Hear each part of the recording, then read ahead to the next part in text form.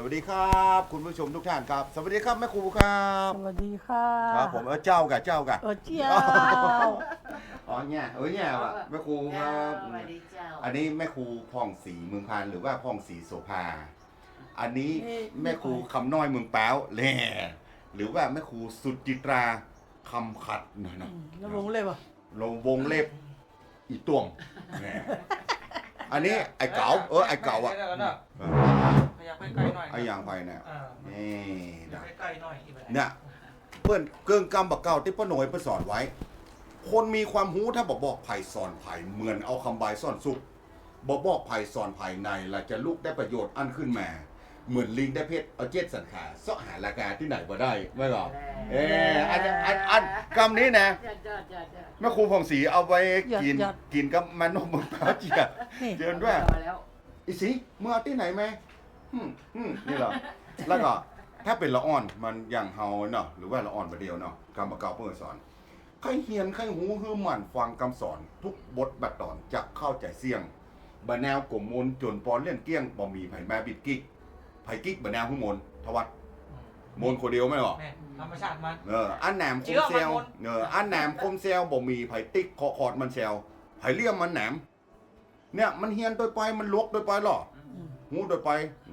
ขี้ฝุ่นสูดน้ำจำปาขึ้นแหลวโมหูคะแนวบ่มัวเอียวเล่นทำแม่แก้ไขวิ่งเต้นบ่สูญเงินทองใจคนลวกแก้ใกล้คนใบ้แก้ไก่คนมีปัญญาโอ้ยอย่างคำน้อยไม่แจ่มมันแก้ต่ำหัวก็ได้มาได้กี่หล่ออย่า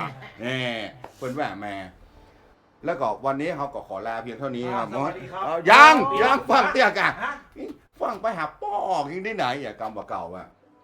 หลายคนละอ่อนประเดียวอะยังบ่เคยได้หูได้หานเที่ยวแว่ะ จะลาแล้วอย่างปีกเลยนะ ยังบ่เคยหูเคยหันว่า แม่ตวมกูคนนี่จะชื่นชอบว่า แม่ตวม แต่ก่อนที่จะมาเป็นแม่ตวมพื้นเพของแม่ตวมเปิ้นฮ้องว่าโหนแตงนี่บ่ได้โรยด้วยแหนมบ่ใช่ไง มาได้ด้วยกีบกุหลาบ เนี่ย และผมแดง แม่น คิดว่าผมแดงสีจะเตียวพุกชึกแหมนะไม่รู้ ผมจะฮ้องว่าเป็นพี่สาวผมอะเป็นพี่สาวผมการันตีด้วยครับผมจะฮ้องว่าพี่น้อยตวม อยู่เมืองแป้วส่วนแม่เจ้งซอเมืองแป้วเนี่ยจะลูกศิษย์แม่ครูคำปานทั้งนั้นเนาะโดยเฉพาะแม่น้อยตวมคน แม่ตัวมาใจ กะ แม่ตัวเป็นลูกศิษย์แม่สม แม่สมกิโลเก้า จันสมสายทารา หรือว่าจะสมกิโลเก้าอันเดียวกันเนาะ อันเดียวกัน อ๋อมาได้ไปเรียนแค่พระครูคำปันลูกมะพร้าวมากัน มาได้เฮียนมาเฮียนเพ อ๋อมาเรียนซออยู่เชียงใหม่ไปเลย อยู่เชียงใหม่ไปเลยมันน้อยมาอยู่เชียงใหม่มาอยู่12ละ 12ตอนนั้นขับรถยนต์ออกจากบ้านมาเลย โคตรเตียวกะเตียวกะปวดเจ้า เที่ยวลูกเป้าไหม เตียวลูกมะพร้าวมานะ อ๋ออันนี้อุตแตกอ่ะ โหแต่อันนี่นะ ฮะ เตียวมานะโหอันเป็นขี้ดินแดงเตียวมาเท่าอ่อนไหนเขาจะรูนหนังเนาะแล้วอ่อนไหนเนาะรูนหนังก็เดียวคนเท่าว่าแล้วจ้างมานะปดเท่า เฮงมาไหนโมโหมาตลอดแล้ว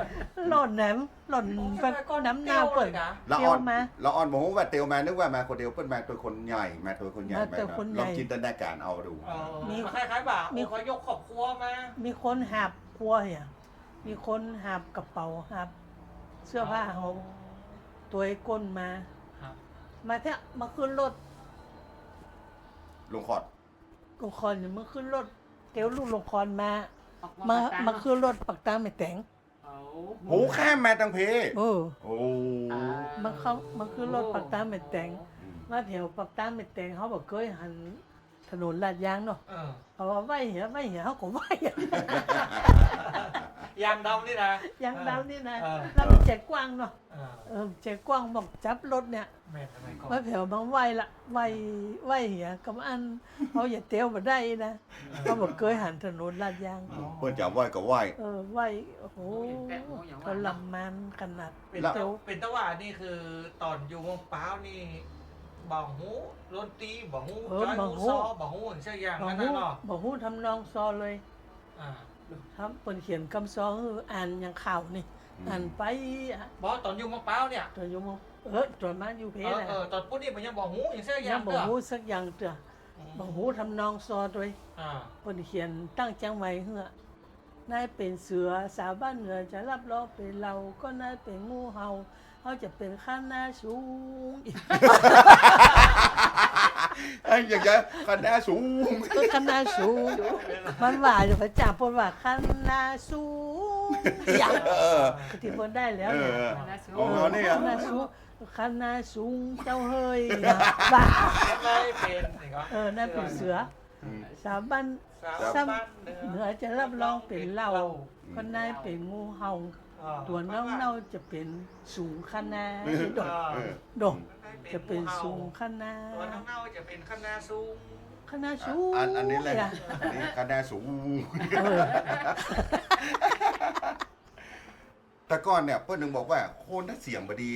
มันต้องไปเป็นจังซอมันกินปีเพื่อนหนึ่งมาได้เนาะเพราะมันไม่ใช่อย่างสมัยนี้มันนั้นทันถ้าภาษาดนตรีทันสะโพกเอา มีเป็นคีย์อย่างใดก็ได้ แล้วก็ต้องไปว่าทำนองให้มันงามๆเนาะมาแผ่วเงียนได้ประมาณสัก2 เดือนก็ซอเลยเนาะน้อยเนาะ มาจ้าอย่างคือมากับปอกกับแม่โอพยพวันนี้มาอย่างมาอยู่ที่ไหนนี่อย่างใบไม้อย่าง อ๋อตั้งใจจะมาเฮียนซอหรือว่าตั้ ตั้ ง ง ใจ ใจจะมาเฮียนซอตอนแรกแต่อ้ายเป็นทหารมาอยู่ในลิมอยู่หนอจ้าง อ๋อแล้วอย่าไปเย็นปุ้นก็มีแม่ครูคำปันแล้วมีแม่ครูบอซอนมีสปะแม่ครูหรอ มันเอาไปตะพูนมันมีปีมีน้องอย่างกะมาตะเพมันจะมีปีมีน้อง ไอ้เป็นทหารหรือเพ ไอ้ปั่นมาเอาไปฟ้องอยู่นี่อย่างแล้วมา แล้วก็ป่อเมียไอ้ปั่นเพิ่นสักปีจังปี อ๋อ แย่ ถ่ายฮะ พวกแก้วตายไปละอืม ว่าถ้าอย่าแต่แล้วถ้าพี่น้อยตอนนั้น12นะบัดเดียวนี้มีกับน้ำแกนะเธอ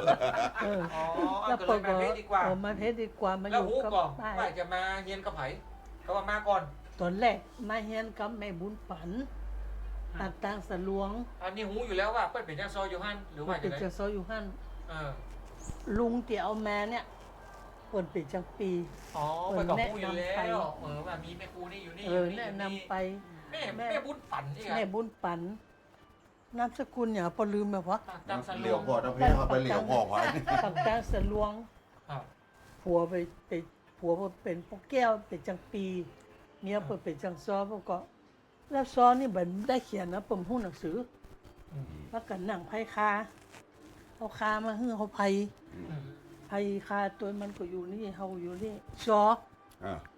มันซอเรื่องเขาจับมานะ ก็ ถ้ามันซอเสียมันผิดเป็นบางกรรมเนาะเขาว่าอันอย่างนั้นแต่กี้ลืมไปแล้วนะโอ้ว่าบ่ได้ ว่าบ่ได้ละมึงอย่ามาจำตะกี้มึงว่าตะกี้อย่างลูกจำมาก่อนนะ ครับ ก็ได้ไปกำน้อยอย่างว่านะได้อยู่ได้8 เดือนซอได้ละ 8 เดือนนี่จะปีแล้วนะ เดือจะปีละซอได้ตาย กับแม่ปันนี่นะ แต่ป่านนี้เป็นโรคเป็นวันนั้นโรคตาย เพราะว่าสมัยนั้นยุคสมัยนั้น ตายเขาก็ปิกบ้านเนี่ย อืม ปิกบ้านเสร็จแล้วบอไปอยู่บ้านฮะเป็นจังซอได้แต่ใจบูหันไม่ได้ อ๋อไม่ละ ใจ ไม่ละ กึดกำเดียวคนเดียวมาได้ อืมฮึ ต้องว่าที่เปิดสอนอย่างเดียว ซอบัดได้ เสร็จแล้ว ปูเนี่ยปูพายสกกระแปงอ่ะปูคำพายน่ะเจ้าก็ ก็แต่เคยได้ยินเปิ้นอู้เคยได้ยินเปิ้นอู้พวกคำผาย พายสกกระแปงไปซอปอยนะ อ่า ไปสอบป่วยที่นี่อันเขาก็ว่าจังซอน้อยบ้านนี้ก็มีรู้อีกนะ อ๋อไปซอตุ้งแดง ไปสอบตรงแดงฮะแต่เพิ่น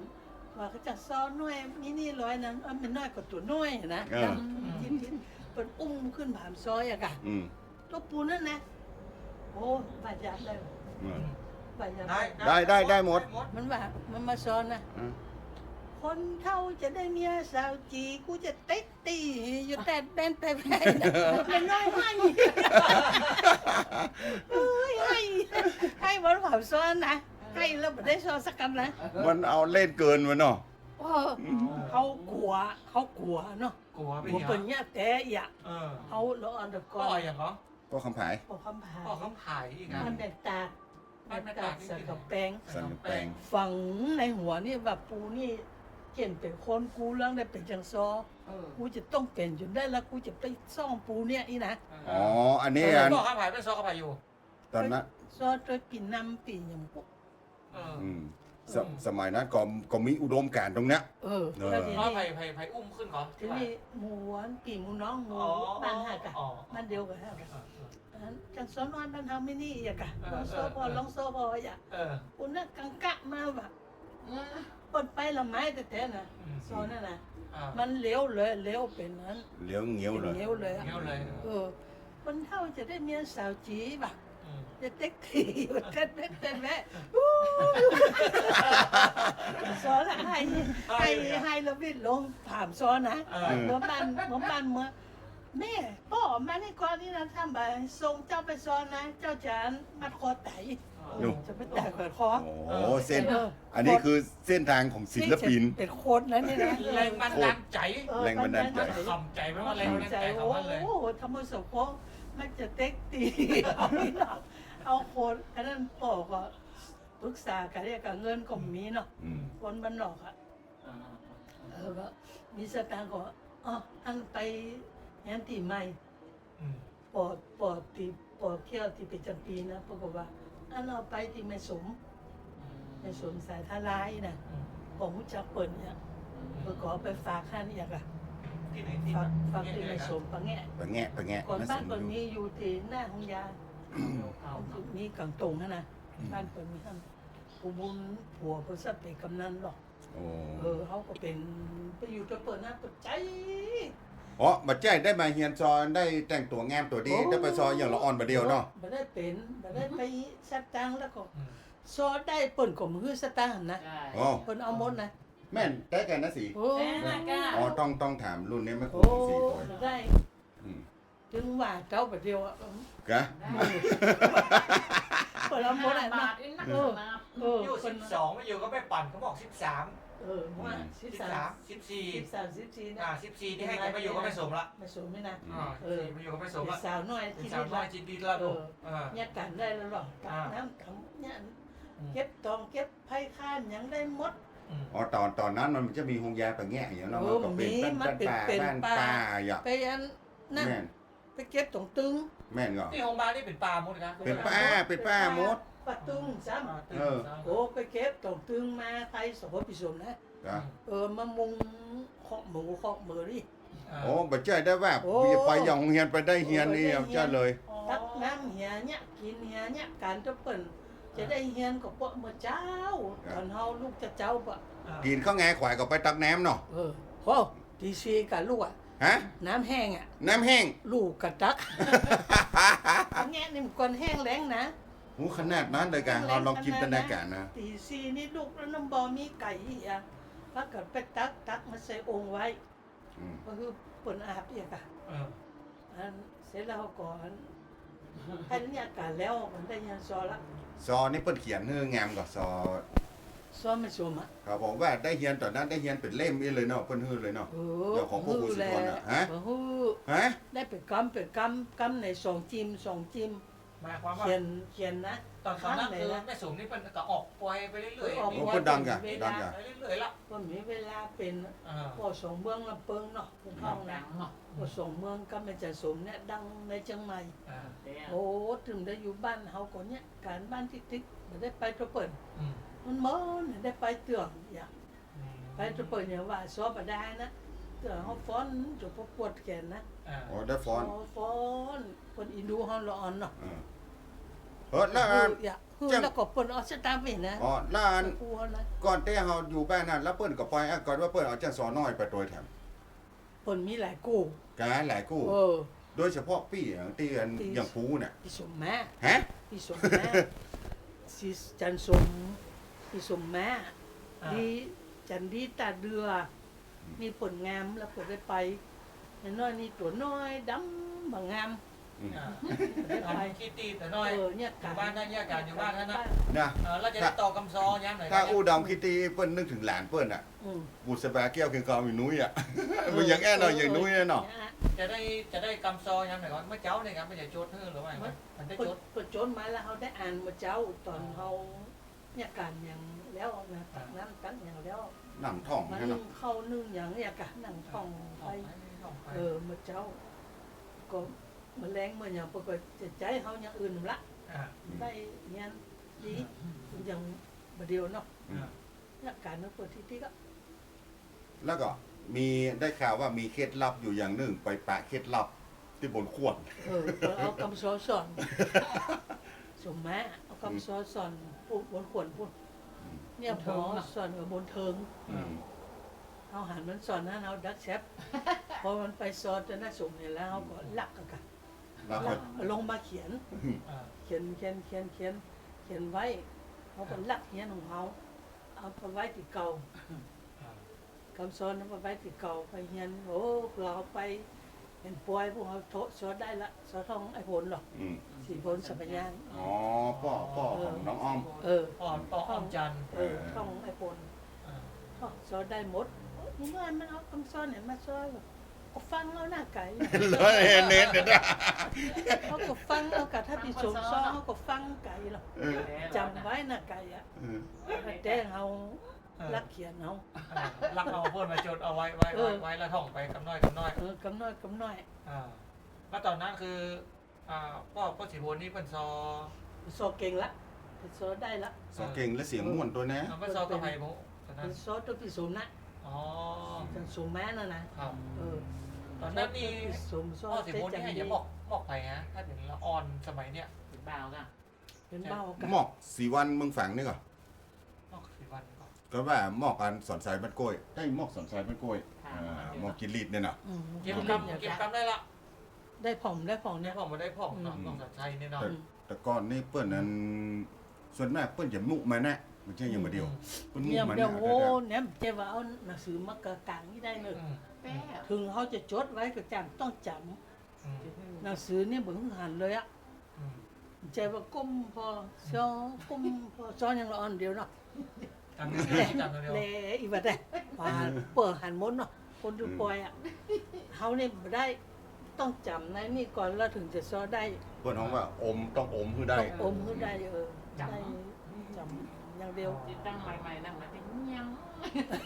ไอ้หยังเนาะ ใช่แล้ว ไอ้หยัง ไอ้วอมาเจ็บ เจอคือกูได้ตาได้ กูนายจะได้ถ้าเด็กอีกนายเนี่ย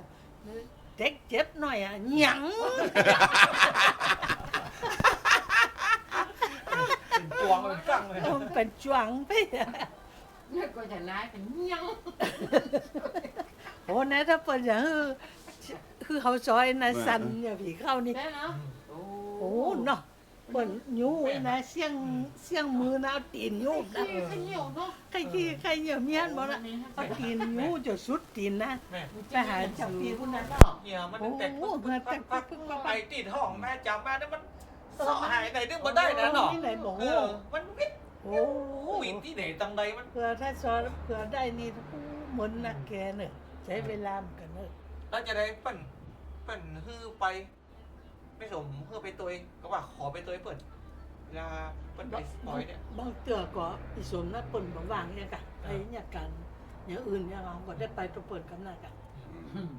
ไป มันไปเป็นผู้น้อยเนี่ยนะ ไปเป็ดคูน้อยนะ อาหารขึ้นหูจะอันนั้น ไปซออันซอไปสุดพอเอาซอคนเดียวได้เนาะ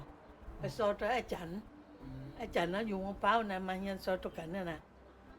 ไปซออันไม่แต่งอย่าสัก4 โมงนี่กำซอเสียงโมน่ะเอา ขึ้นกี่โมง ขึ้น9 โมงเนี่ยกันขึ้น9 โมง แต่ เนี่ย ก่อนมันกู้เดียวมันค่ำนะ คู่เดียว โอ้พูดแล้วมันค่ำพอ4 โมงนี่ละกำซอเสียงเอาซอปัดข้อมาเครื่องมาซ้อม มาปัดข้อตอนเป็นแรงเนี่ย ก็มันเวลามันตะวันมีปุ้นอยู่อะ นะตะวันขึ้นมีโด ตะวันมีปุ้นอยู่แล้วคำสอนในใจเขาเนี่ยในท้องเขาเนี่ยเนี่ยเอาสอบปัดข้อกันปัดข้อเอาผ่านป้อนแบบเนี้ย เงี้ยได้ก็ได้ที่มันค่าเวลา เอ ได้ อจนป้อนมันถึง5 โมงอ่ะ อืม จนพ่อเจ้าผ่าว่าเลิกได้น้อยให้ยินดูมเขา อันนั้นตอน แต่ที่ร้อย ตีแม่ไปเป็นคู่น้อยไม่สูงอยู่แล้วตั้งอะไรอย่างสมัยนั้นให้หูว่าตั้งอะไรอย่างที่ตั้งกับต่อโหนเนี่ยจำได้ป่ะสมัยนั้นเริ่มแรกอ่ะ อย่างที่ว่าแขกข้อตายอ่ะ อ๋ออายุ17 อายุ17 โอเคหมอ ในวันเด็กฟ้าเขาปลดใจเขาบริวพอหน้า คำน้อยน้องได้จะไปแขวนคอตายเออ ไปด้วยแล้วเขาบอกเคยได้ยินแล้ว บ่เคยบ่เดียวนี่บ่มี อายุได้17มีใจใครเด็ดขอดวงดอกฟ้าถ้าพอใจเขาบะเหลียวพอหน้าตัวน้องได้จะไปแขวนคอตายเจ้าเฮ้ยคำก็ว่าอะไร17แม่จะเด็ดดอกฟ้าถ้าพอใจเขาบะเหลียวพอหน้าตัวน้องได้จะไปไต่แขวนคอที่เชียนก็ไปดังดอกหมาคงจบสลาดปะอีขักดอกปอเกิดมาจากนี้บัดได้แฟนช่างซอจะไปไต่แขวนคอในดงป่าไม้นี่เป็นความตั้งตอนแรกนะ ตอนนี้เนี่ย วันเดียวนี้จะสูญหายไปแท้ แล้วก็อีจันดีนะมันก่อนมาให้ยันใหม่นะดอกฟ้าถ้าพอใจเขาบะเหลียวพอหน้าตัวน้องได้จะพักไหวแขนคอคนบอกแขนคอตายมันหนักละจะไปตายแขนคอ ๆสี เพื่อให้หัวใส่ให้ล่ะ สีถ้าเป็ดปติปูคาปอปีนะอันดีบ่ได้สักหูเด้ออีนะ จะปีน ทอดปีน เขาปีนหลันให้หัวกันกัน บ่ได้สักหูเด้ออีเลยอ๋อ โอ้แต่งตัวงามขนาดนะมันเป็นคน สีพวกยังว่างูได้ยังแขวนคอ เขาสูงเจริญนะอินนะไปตายแขนคอโอ้ยนั่นมันเป็นคำลงอีหน่อติดตายแขนคออีหน่อน่าจะตายแขนคอ มันก็อย่างมันมีหั่นกรรมที่อันเขาจังเล่ากันน่ะที่ผมขับรถรับพี่น้อยไปที่บ้านเขาเรียกกันหามซออะตั้งบนกับมุงคาตั้งบุ่มกับปูแป้นทำไมเพราะว่าตั้งบุ่มกับปูแป้นตั้งบนกับมุงคาอย่างเมื่ออันนี้ก็ตั้งบ แต่ น ตำบลหูเป็น ตั้งบนมุงคาตั้งลุ่มกับปูแป้นเป็นไปพูดละมันมีเรื่องเล่าเรื่องตลกมากขนาดเลยจิมใจกับผิดเออ อันมาอยู่กับแม่สมนี่เมินขนาดนั้นอยู่กับแม่หวาน8 เดือน อยู่ ต้นในโซนนี้เป็นผีค่ะ เป็นปีคือที่ว่าเป็นจังซอยเปิดเลยนะ ว่าจะได้สอ ไปโซคนเดียวได้ละอย่าปัญหา400นะจากเพียไป200เนาะเขาจังโซประจายเอาไป100เหลือ500เป็นเปิ้นเอาประจำฮะผสมว่าประทิศประจำจังโซน้อยเป็นห้องได้สักพักได้แบบคำพูด เดี๋ยวพูดถึง400ตอนนั้นก๋วยเตี๋ยวถ้วยได้อ๋อต้องวัดนะครับก๋วยเตี๋ยวแล้วจะงูว่าเอาประเดี๋ยวนี้ก๋วย ก็ เตี๋ยว สักบาท2 บาทแล้วกัน ถ้าถ้วย2 บาทประเดี๋ยวมันถ้วย50ก็เอาอันนั้นเข้าคุณว่ามันนะประเดี๋ยวมันหลักหมื่นนะ มันเมื่อเด็กจะได้มันได้400นะได้400นะ แต่ไม่ได้ตังค์ ได้ตังค์คนทิศประจำ200อย่า พอแต่ตัวพี่มาอยู่มากินกับแม่มาอยู่ มาอยู่มากินก็เป็นท่านเขาก็คิดว่าตีอยู่ที่กินนะไอ้เนาะ แม่มันก็ต้องที่อยู่ที่กินสปะแล้วเนาะถึงน้ำถึงเข้าถึงอยู่ห้านมดอ่ะ อยู่ห้างรถเนาะ อันนี้ไอ้อย่างหูข่าวเพราะว่าไอ้เป็นหลานน้าออนเนาะหลานสีออนบอกสีคำใต้แต่จะอยู่ในกลุ่มหมู่ ไม่ นี้ อ้อนก่อนเฮียนตีมาชมกันหรอก แม่นแล้วก็ แล้ ได้ ว ไป นี่เป็นรุ่นปี แล้วไปบ้านน้าออนตำปูนเพิ่นมีน้ำปิงอย่าเกาะสายน้าแก้วเขาน้าฟองแก้วผมนี่นะน้าผมนี่นะก็เป็นจังสอนนี้ด้วยแต่ถ้าบ้านเหนือไปจะเป็นนักดนตรีจะปีป้อนนั้นไอ้แบบจะปีท่านซอนี่เป็นน้าออนเนี่ยแล้วหลังจากลูกบ้านมาส่งไปกำนั้นซอได้แล้วเนาะ นั่นโซได้ละ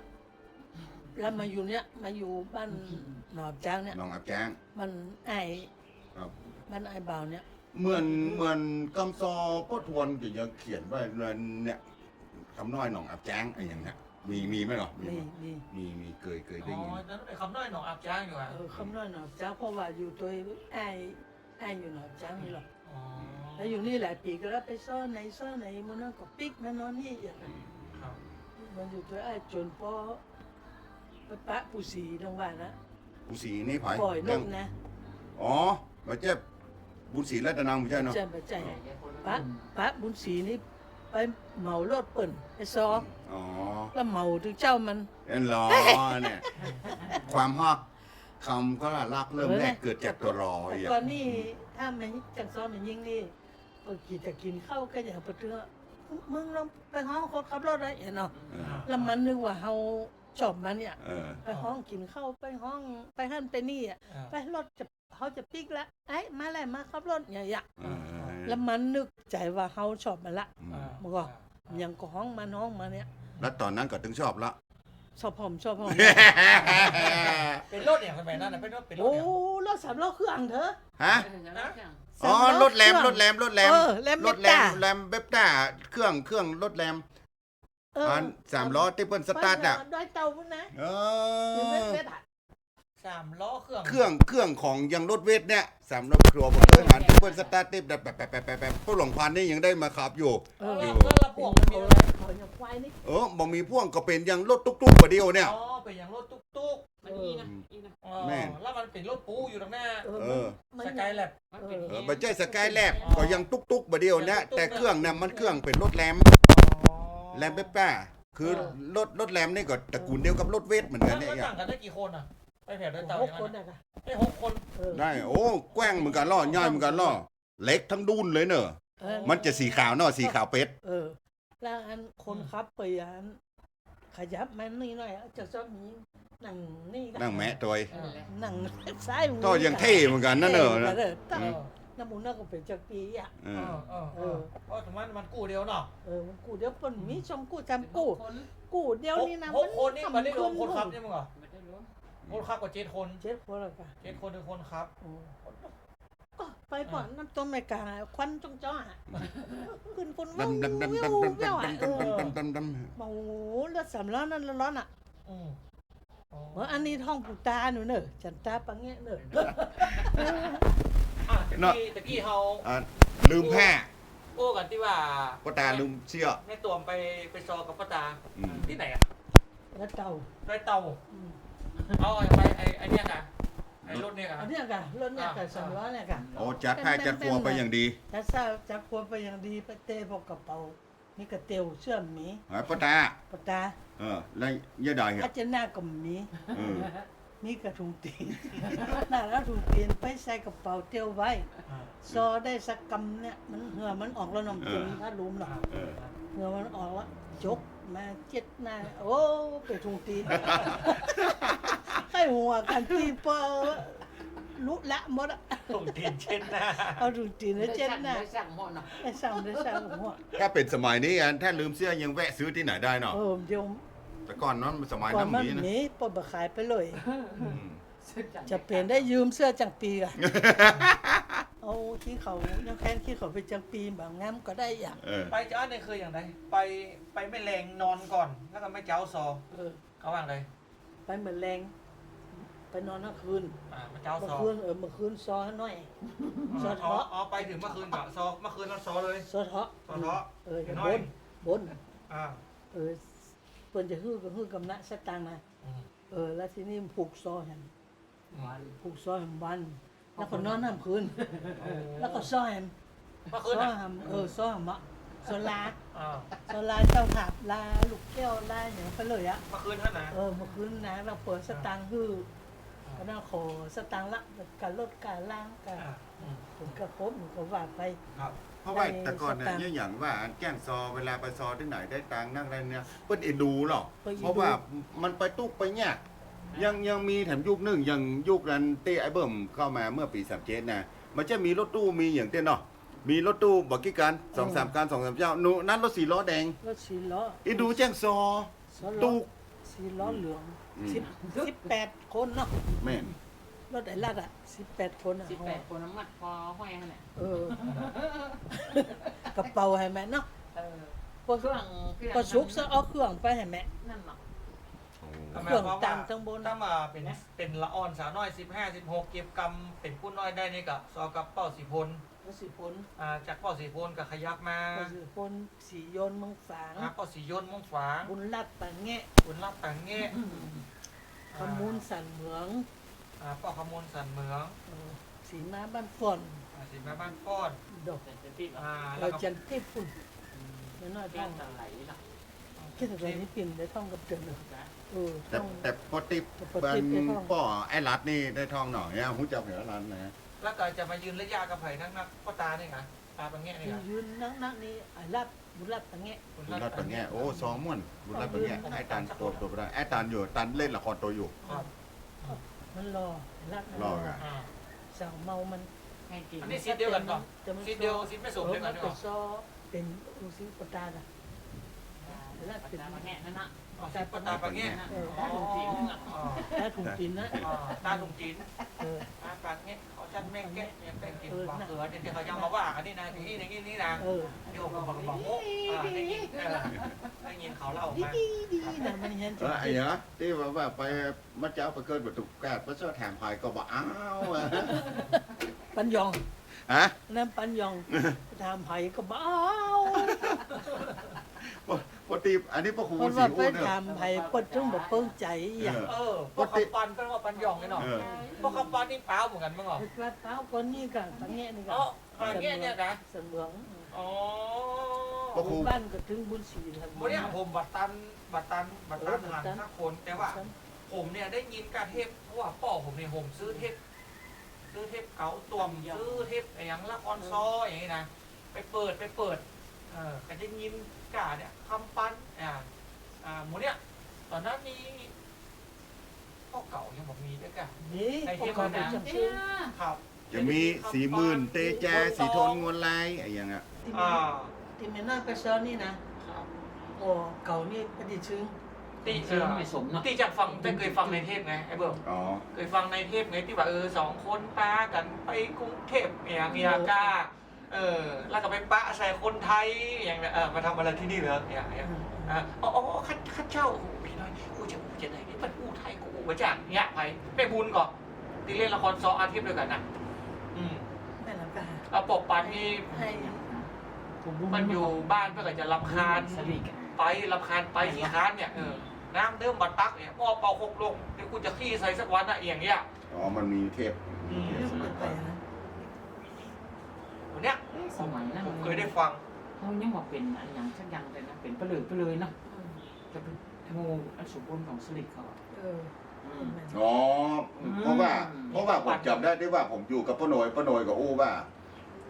สมบูรณ์ของสลิงนี่คนที่มาเล่นละครของป้าหน่อยนะแล้วนักเอื้องเขียนว่าอ๋อพระครูเจ้าฮะมึงเป็นลูกศิษย์ไอ้บุญไงอย่างในที่ไอ้สัมภาษณ์ตอนนั้นยังมีอยู่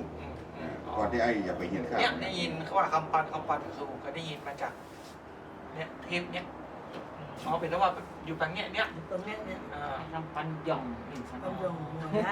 ไปยองฮอลแลนด์เนี่ย น้ำแล้วมันสดตลก สาวรถประจังใส่หมวกในโปรเทปนะเป็นใส่หมวกแต่มีเนี่ยหมวก สีเนี่ยกับเป็นกูท่อง ล้อกู้ท่องไว้นี่ว่าได้ไง ตาสู้กับตึงนั้นตาสู้กับตึงปัญญองอ่ะเนาะถ้าหัวมุดหีมันตึงหัวเนาะแล้วหัวมันหล่อ หัวมุดก็ปุ่นละ คนต้องโง่ไปตั้งเนาะ เราจะเป็นสาวนะแม่เฮ้ยโอ้หมุนวันละ หัวล้านเนี่ย หัวมันล้านมันเป็นเฮียเนาะ ม่วนเนาะเสียงมันก็ม่วนนะ มันอยู่ตอนนั้นมันก็สเปนเนาะ ที่ว่าไปซ่อหาพายก็บอกเอ้านั่นแหละ พี่ยันซอใหญ่เหมือนกันหรอกไอ้ปันนะกูปอมยังเมียยันซอ เขาต้องกระชากจะเก่งนะ ยันที่ปงเงินกบรับอ่ะ พวกเก่าที่ดิดซึ้งขึ้นมาได้นะไป ซึ่งเอาทีนี้มันมาจำคำซองเขาได้หมดอย่างแล้วทีนี้ไผ่หางกูท่องเขาเหมือนอะไรแล้วมันสบายอ่ะสบายให้ฮับปล่อยได้แบบเนี้ยมันยังมาฮับเมื่อเก่าพอมันจำ ไอรีน คำซอง นี่ มึงหมด ตอนนั้นไอรีนนี่เนาะ ไอ้ลิ้นเนี่ยกับมันจำคำซองมึงหมดอ่ะโอ้ไปซอด่าเขาตัดแต๊บตาปุ๊บเขาไปว่าเปิ่นจะว่าถามอันนี้แล้วก็ตอบเลยนะต้องตอบตัวแต่งว่าไปอย่างอื่นก่อน ไม่ นี่ อื่ นะ นก็สรุปมาลุ้น แล้วก่อยสรุปมันรู้นี่นะก็มันว่าไปเลยล่ะตาแตกตาบอดตาลมได้ซอยเตือนเดียวบ้านนั้นดงฤาษีอ่ะ ไม่ได้โอ้ของเจ้าอยู่เหรอสิอย่างมันไปซอมันมาเข้าอีนี่กูไปเนี่ยยี่ได้เนี่ย มันว่าเข้าไปเหงามันจำได้น้อยเดียวมันจำได้นัก การนั้นก็ทำรายปีอยู่เนาะเกิดเจนจะได้ร่วมกันกัน เห็นว่าอยู่กับกำซอปุทวนเนี่ยกับผลแม่ กับสอบปทวน มาดังกับปุทวนนี่นะ ปทวน ที่ตอนนั้นป้าทวนคือป้าทวนมีภารกิจคือไปอยู่ในเรือนจำไอ้ป้าทวนเพราะว่าไอ้อยู่กับป้าทวนหูดี พอหมดอันนี้แต่งซอในคอกนะออกมาปุ๊บกำซอเป็นตั้งเลยได้เงินได้ทองกัน พอกำซอเป็นตั้งแล้วอย่างไรอ่ะจะคัดไผ่จะฮื้อไผ่ตอนนั้นเป็นไร แล้วแต่ผ่ายเอาไปว่าได้หมดเปลี่ยนแค่ชื่อ เขาไป เขา ซอ ได้มาอย่างไร เขาไปซอจะหายกับป้าเปิ่นกะ อ๋ออันนี้ ป้า ใคร เปิ่ ฮู้ นเปิ่นบอกว่ามึงเขาได้ก่อน อืม พอจะเอา3,000 5,000อย่างเดียว เขาบอกเอาอย่างกัน3,000 2 คนมันก็คน1,500 ครับ ได้มาบดเนี่ย2บดเนี่ย อืม ได้กำไรก็หรอก แล้ว แล้วของเปิ้นกำซอมันแน่นเนอะ เนี่ยกะอันหนักเงินอย่างเนี่ยกะ คือตอนนั้นนี่คือเอามาแกงแล้วก็ไปซอผามออกไปเรื่อย ซอไปเรื่อยๆก็นึ่ง ๆไม่ใช่ว่าจะมาเอาอัดเทปอัดนี่ไม่ มา ใช่ อัดเดือดมาอัดเดือดซอปล่อยก่อนซอปล่อยมันไปดังไปอย่างกะดังไปที่ไหนก็ได้ไปหมดอย่างตัวก็ในห้างก่อนตัวก็มาว่าเขาอัดอย่างกะในห้างสหกรณ์เองนี่นะครับ อัดกันนั่นในห้างตัวใจในห้างเกิดนี่ก่อนอย่างว่าเฮียสาว เฮียแซว เฮียสาว แข่งเวียงเฮียแซวแข่งเวียง นี่มาตัวกูนี่ก็เคย ครับ แม่เนาะ อันนี้บุญ มาทางอย่าบุญเอาไปเนาะเอาไปอัดเทปซอละครอย่างอีน่ะ สักปะ ก่อนหน้านี้ไผ่จะดังก่อนนะ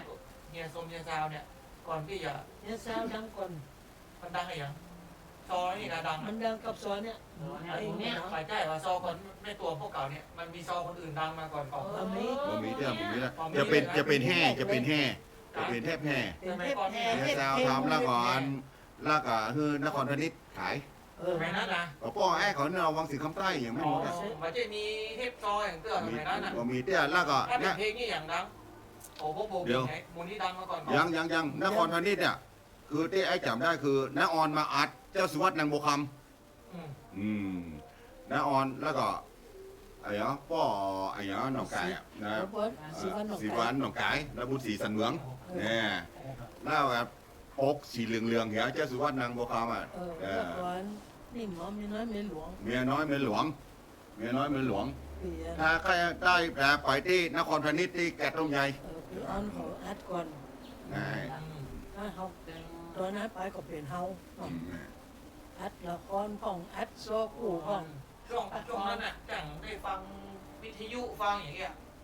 ทางเหนือเนี่ยไอ้อย่างดังเพลงอย่างดังศิลปินอย่างดังสมัยนั้นมีป่ะ นี่อย่างนั้น สีปุ่นลูก ก็ ห มี มู กัน มีหมูแช่มึงสีไงอย่างนี้กัน ได้ยินแต่เพลงทางใต้มาทางนั้นกัน เพลงใต้แล้วก่อน ใต้นะ อ๋อ เพลงกำเมืองก่อนเนี่ยกัน สุริยายศถาวรเสียปิน เสียปีน แล้วก็ไอ้สีวีรพลคำมงคล สมัยนั้นนะนี่คือเปิดวิทยุก็ดังแล้วล่ะ เย็นฤดีกับอัน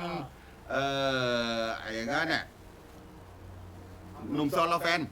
อ๋อนี่คือดังมาละ หนุ่มซอลลาแฟนนี่ไม่แสงเราเป็นคนแต่งอ่ะ นี่ของเฮียสาวเนาะ ดังแก่งนี่นะดังแก่งเชียงเซานี่นะ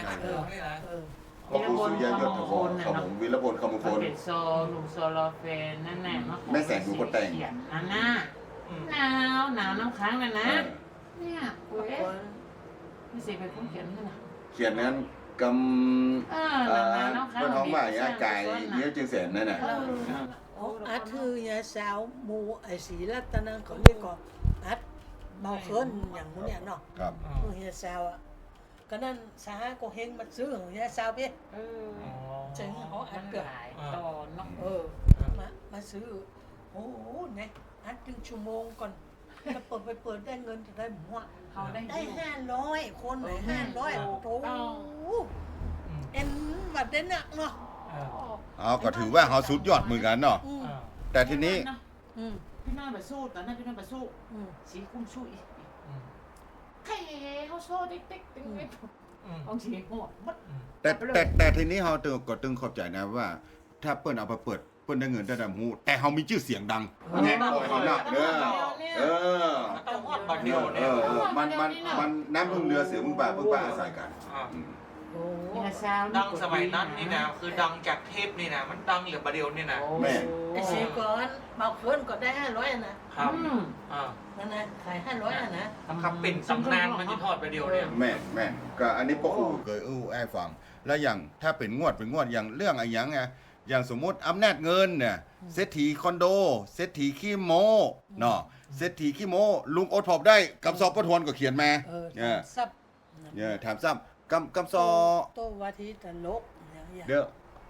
บอกคำซื่อที่ผมมีมดเนอะกำซอหมุนนี่น่ะเพราะผมอยู่โดยพ่อทวนก็ถึงหูอยู่ฉายาเบิ่มการันตีอยู่ที่ไหนมาเอามาจุดได้นะสมัยเดียวเป็นสมัยเจริญอันนี้อำนาจเงินเนาะถ้าอันหนุ่มลุงโอทอไปได้นะสมัยเดียวยุคพัฒนาการไม่ยิงไม่แยงแขกแกงแขกกันแต่งตัวฮิตบุษใส่ทรงแฮดบุษใส่ทรงฮิตบุษสั้นกิดดิดหัวเชลขาขาวไม่หรอเจ้าเฮ้ยบุษใส่จิกกี่บุษใส่กระโปรงพ่องใส่ยกทรงขาขาวมหาวิบากจะลุกก็แยกจะนั่งก็แยกพ่องใส่ทรงบากขาขาวยงอีลุงมาหันใจปนลั่นตุ๊บตับตาบะย่องพับน้ำลายแห้งเป็นพงพ่องใส่เสื้อแบงหันแผ่วยกทรงซ้ำมานุ่งกระโปรงแป่งก้นเงี้ยอันนี้มันก็เบิ่งการันตีค้นคว้าผมมาสมควรกันนะแต่เสียงใหญ่เงี้ยเสียงอย่างสุรพลไปกี่ปีใหญ่อะแล้วเป็นตลกเหรอหลังจากนั้นมาก็เริ่มซื้อตัวไอลินได้อย่างมาตัวไอลินเริ่มออกงานแล้วเนาะแต่เริ่มมาแต่งตัวเป็นไอเก่าอีตัวนี่ตอนไหนอะ ตอนออกทีวี อ๋อช่อง8ออกทีวีช่อง8 นางคอย ผ่านนคร นางคอย ลุงโดมเนาะตอนนั้นเหรอลุงโดมรังสีเหรอ อุดมรังสีโดย เก่ง สมัยปทุมสีแดงอยู่เบื้องหลังเอาไปเอามา ปทุมสีแดงนี่แต่ง เป็นเพื่อนพ่อป้าย แต่งละครเฮ้อ เป็นพ่อเพื่อนแล้วบังเอิญนั้นผมไปเรียนหนังสือพิษโลกไปปะเปิ้นอยู่คุณ แต่งละคร นาง เฮ้ ค อ อยแล้วศัตรูหัวใจแล้ว อันนี้คือเล่นไหนเล่นช่องแปด ช่อง ช่องแปด ช่องแปด อ่า อยู่ลำปาง แล้วไปอัดลำปางปุ๊บ อาเต้ช่อง8 เอามันมาฉายที่หลังเอาเล่น เล่ โซ น นเลย เส้น นะ เลยบ่มีสคริปต์ โอ้มามีอย่างสักอย่าง ว่าเอาจุดสุด แล้วก็ถ้าไปนี่ไปเล่นละครนะต้นกล้วยอย่างต้องใส่รถโยนมาคนเดียว เนี่ยละครหมู่วันที่เปิดคุมนั่นน่ะเปิดเคสเอา นะ ว่าที่ไหนมาป่ะ คลิปแล้วเขายังเล่นได้ แต่น้อง กว่าเขาเล่นในเวทีอ่ะเขาจำหน้ากัน แล้วคนนี้เอิญบอกอันอีเนาะ แล้วเขาได้บอกว่าไอ้ตัวมันนะ ใส่บอกกันลูก โอ้แต่ศัตรูหัวใจนี่มาเดียวผมมีผ่านมาเล่นแต่ตอนนั้นก่อนยังเล่นกันอยู่นะโอ้ม่วนกันนะ หัวใจนี่หมดแต่นั้น ต้องตัวถึงตัว นี่นะโอ้ว่าอัน ถ้าจะพูดถึงก็ม่วน ไม่จำได้คนนั้นกันเนี่ย ยัง ตัวหัวใจ ได้กัน เนี่ย ไหนลองเนาะ อ้อยเล่นหน้าใช่ไหมเอาเล่นนะ อย่าเอาพี่น้อยไปเล่นเนี่ย อย่างวันนา เขายัง แม่มันอ่ะชื่ออย่างวันนาขายขนมเส้นอ่ะ เด็กเขาขายขนมเส้น แล้วหลูกมีสองคนอ่ะปัจจัยสอง ไอ้ท่านน้ ทั้ อง ง สองอ่ะไอ้เรื่องบัดดีอันหนึ่งดีอ่ะ ไม่จำได้เด็กเขาขายขนมพี่น้อย ที่ว่าพิษกระจึงไอ้วัดหวานเขาเป็นคนส่งมันเฮียนเนี่ย แม่ครับ แล้วมัน มันใจนะ มันจักปืนมันจะยิงเขาอย่าฮะคิงเป็นได้เป็นตำรวจพ่อไผ่อ่ะท่านมาขายขนมเส้นมาส่งคิงเฮียนอ่ะขี้ได้เป็นตำรวจค่ะยิงเข้าขี้เฮียนนี่ไป ถ้าใครหันมาตำรวจยิงคนแล้วแบบที่ขอบมาเนาะตบเถียงกันจึงไอ้บ้านนะให้ก่อให้เถียงก่อเถียงคนนี่ให้กันไม่น้อยนะกิ้งครับก็เริ่มแล้ว ให้โดยโคตรโดยเป็นแท้นะยังแท้นี่นะมันก่อนตี2ก็ยังบัดเลี้ยวตัวนะ เล่นตั้งงาน8 โมงนะตี2นะยังบัดจบตัวนะคนนะ แม่พระเอกเนาะ ยังบัดจบแต่เปิ้นคนแต่เหมยนี่ตกตักกูว่าเป็นเหมยนะหัวเขาเปี้ยนหมดอ่ะ เขาโคงมาเหมือนเดือนดำตะตกตีของลิเกที่เขามาดัดแปลง ตอนนี้มันตีขอบของน้ำนั่นนะ ติดก่อน แต่เขามัน บอกบานนั้นเนาะ ไอ้ไหนไอ้ที่เป็นตำรวจนะ ไอ้เป็นตำรวจอ่ะมัน จังหวะ ยิ นี้ ง ก็ ตายอ่ะแล้วมันมามันไปห้ามไอ้คนนี้น่ะไปห้ามซ้ำไปเตี๋ยวปืนน้องอ่ะเปิ่นจำนวนมาพอดีอ่ะ มาคว้าเขาส่วนตัวสุดท้ายนะ บ้านนั่งกับฝนเบอร์ไอ้เอกนั่นแหละพวกคนยับมันไปเก่าก็คนดูนี่นะมาใจไอ้ตัวนี้ไอ้ตัวนี้ไอ้ มันยัง ลุ้น เต้น คนพอกันลุ้นเลย โอ้คนเท่าคนเทิมละอ่อนเลยหล่นแล้วก็ไอ้เพ่ไอ้ตัวเปิ่นยับไอ้นั่นไปเปิ่นยับไอ้นั่นไปแล้วลูก อืม ก่อนเขามีขัดแจไม่ใหญ่เนาะ มีกัน อย่างแต่นี่เนาะ แต่โซ่อันมาเล่นเนาะ เอาโซ่ใส่แข่งไอ้นั่นนะโซ่ใส่นะ อีเลยอ่ะ โอ้ให้ เนี่ย กัน เขาหน้าเขาไปเล่นเนี่ย แล้วก่อนที่นั่นหมอที่มันไปไอ้ตัวไปดีนะไปเล่นสาวนะอีนั่นเป็นแม่ค้าขายผลไม้นะไปเล่นอยู่บนนั้นนะขนาดโดดเซ ไอ้ แม่ มัน มันนะ ว่า ว่า ลงว่าไม่ใช่ ไอ้สมพงษ์ ไอ้สมพงษ์ ว่าอันเป็นลูกไอ้สมพงษ์นั่นนี่นะแล้วอีนั่นหูอีนางเอกฮักกับเจ้าพระเอกขนาด จัง ซัมปะปะใส่เปิ่นมาอู้บ้านว่าไอ้นี่เป็นต้องอีนั่นมันต้องกับไอ้นี่ เออ มันได้ยินหรออีนั่นก็ตบหน้าตบตาพระเอกนะมันจะมันหวนเนาะโอ้คนดูนี่นะมันตึง แม่มันไปหันเนาะ แม่มันแหมอี แล้ว ชี แล้วแต่ก่อนหนั้นนี่ใครเป็นคนกำบดหรือว่า มั มัน จำได้หมด จ มีบท ำ นะ ได้เล่นอยู่จำ เขียนเลยนะ บอกนะ ฉากนี้คิงฉากนี้คิง ฉากนี้คิงเลยคิงมาอันมาอัน มันเข่งจัง คนได้ใจบงหารเก่งก็ได้ยาวหน่อยก็ได้ใจแบบเก่งก็บาตาที่เขาบอกนะเข้ามาละ ที่ไปยิง นอกนั้นไอ้ยิงเป็นเตะกับคนเดียวเนอะ ไปแต่คนเดียว บา บา ด ด เขา เขา หน่อยเดียวนะ ที่เป็นจำนวนที่ต้องบาดเย็บผ่องเนี่ยที่ต้องกึดเนี่ย โอ้แม่น มันถ้าเป็นยุคประเดี๋ยวนี้ต้องของคณะไม่ต้องเมืองเปล่าต้องขอบคุณป๊อปทัศน์คือจะแจ้งก็ตัวอีกเดียว เนี่ย เอาตัวไปแล้วเอาไปจำบทคนเดียว ที่เป็นม่วนนี่ไอ้วัดเนาะ แม่น ไอ้วัดกับไอ้ลัดสองคนค่ะนะไอ้วัดนั้นไอ้ลัดนั้นเป็น วัดไหนวัด ไอ้ ไอ้ วัด เลวัดนี่ วัดน้องขี้เหล็กเขาน่ะ เล็กแล้วก็จะกง แม่มันตึงขนาดนะ มันซ้อมก่อน ไอ้เบิร์เราเขาใครมีลงค่าว่าลงกว้างๆพยาให้นะแล้วก็ฮับกันไปต้อมกันนะเล่นมองสมัยก่อนนึกว่าเราครับด้วยเนาะ เล่น เพราะว่าเล่นกันด้วยเนาะ เล่นเหมือนได้เล่าเอาก็ได้ไงมันหันแพทย์ก็ยังใหญ่อันนี้กับมันสบายเนี่ย ซ้อมมาได้กันอย่าห้ามปวดไปฮะนะว่ากันด่ากันตามสภาพนี่เองนะใครหันไงมันก็ เอ๊ะ ถ้าเป็นตัวก็เป็นตัวไหนเป็นตัวก็เล่นเป็นตัวฮั่นแม่สีก็เล่นเป็นตัวไหนก็เล่นเป็นตัวฮั่นเนี่ยอ่ะ โอ้อย่างนี้เขาได้จ้อยเนาะ นี่จ้อยแฮมโอ้คนนี้ให้ไม่ เอาเอ๊ะป่ะคุณผู้ชมครับที่กำลังดูในขณะนี้ Ờ. เหลือเวลาก่อนแถมมานอกละที่เขาจะได้ปะกันอีท่านถ้าอยากจะหันภูมิภูมิปัญญาของบุคลากรพวกหูไม่หูหมู่นี้ก่อนแต่ผมนี่มีการกำกืดได้มาติดต่อเพื่อนนั่นเนอะอันถ้าเรื่องปัจจัยนะผมมี แต่ถ้าได้มีผู้อุปถัมภ์ตรงนี้ เขาจะเอาไว้เป็นมันเป็นมรดกของแผ่นดินเลยเนี่ยที่เราอ่อนรุ่นหลังจะได้รู้ว่า นักแสดงบ้านเฮาแต่ก่อนเนี่ยนะรุ่นพ่อครูแม่ครูรุ่นแม่น้อยรุ่นแม่สีอ่ะรุ่นก็หลวงพ่อเปิ้นเป็นนักแสดงมีคุณภาพมาก และยังใดอย่างือ แป้นเลยเนาะ อันนี้ เพราะว่าสมัยแต่ก่อนเนี่ยมันบ่มีอย่างบันทึกไว้แม่ก็อย่างไปเล่นที่ช่อง8มาเดี๋ยวนี้มันเกมเทพไปก่อนคงจะบ่มีแหละ มี เล่นแล้วก็เล่นเลย เล่น เล่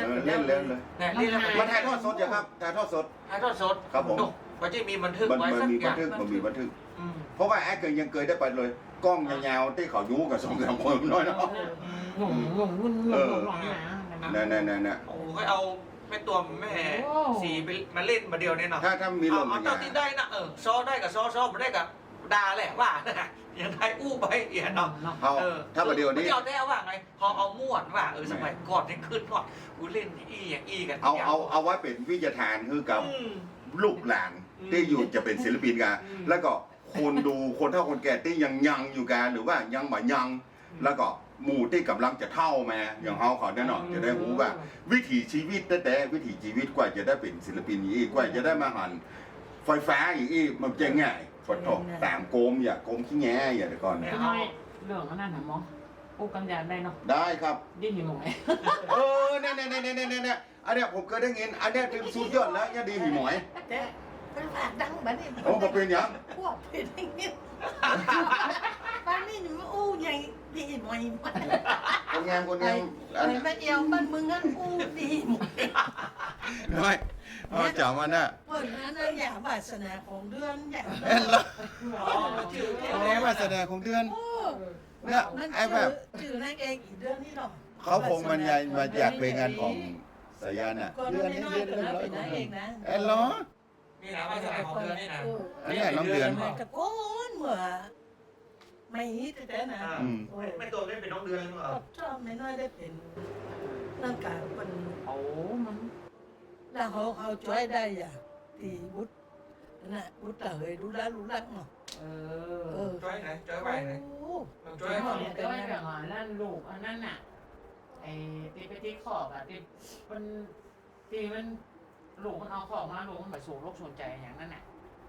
นั่นเรื่องอย่างนั่นเห็น เนี่ เรื่องนะ ยไม่ใช่เรื่องไอ้สตูหัวใจอ่ะ อ๋อ โอ้ได้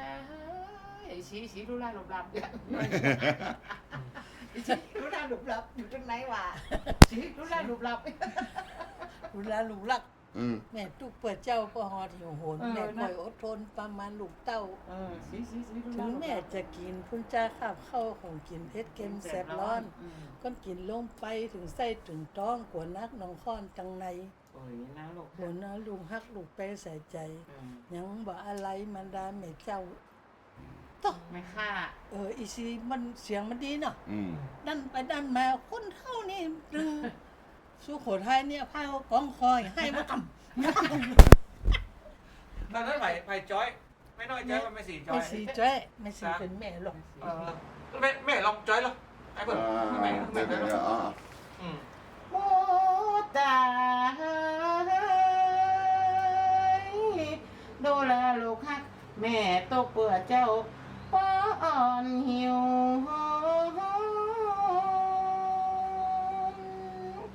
แม่ก่อยโอ้ทนปามันลูกเต้า ถึงแม่จะกินปูนจะข้าวเขาของกินเผ็ดเค็มแสบร้อนก่อนกินลงไปถึงใส่ถึงต้องมานักหน่วงคนตั้งใน โอ้ยนาลูกครับ ลูกเป็นใส่ใจ